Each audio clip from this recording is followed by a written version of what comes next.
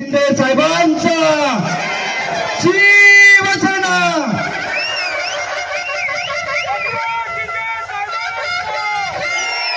शिंदे साहेब आगे बढ़ो। अरे शिंदे साहेब आगे बढ़ो। अरे कोण आला रे कोण आला? शिवसेनेचा वाघ आला।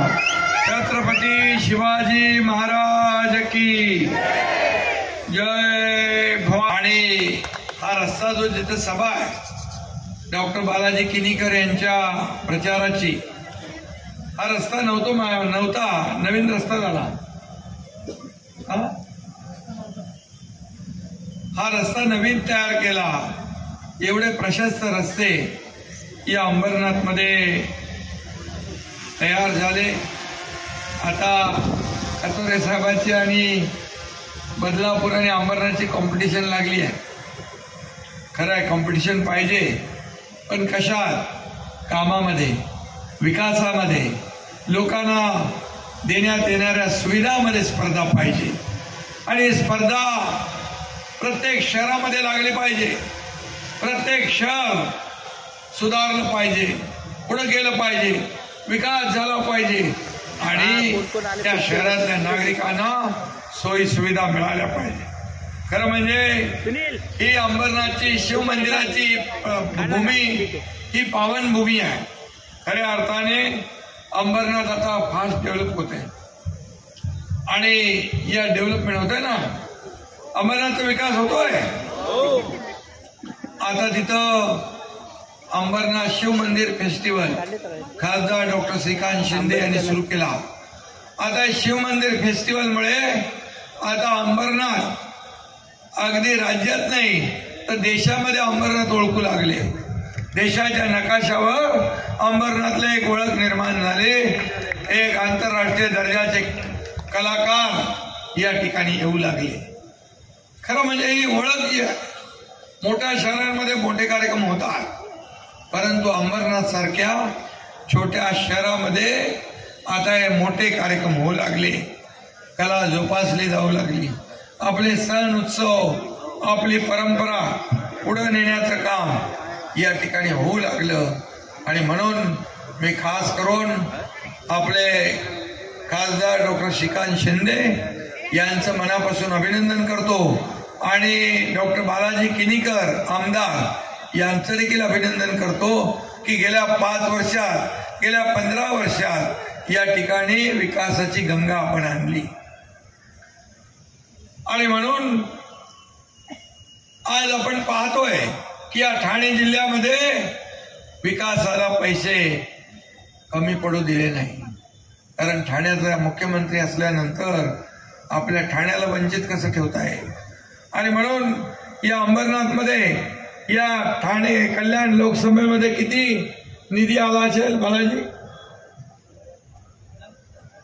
अंबरनाथमध्ये 1,000, कल्याणपूर्वमध्ये, कल्याण लोकसभेत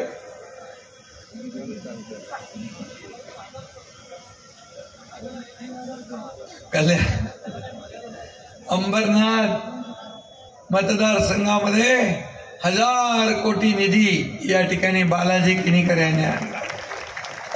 आणि कल्याण लोकसभा मतदारसंघामध्ये खासदारांनी किती आणलं माहित नाही, हजारो कोटी, 5000 कोटी या महाराष्ट्राचं की सत्ता करते, राज्य करते, म्हणतात आमचं सरकार आल्यावर आम्ही हे बंद करू, ते बंद करू।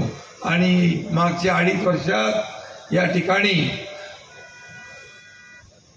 किती प्रकल्प बंद केले।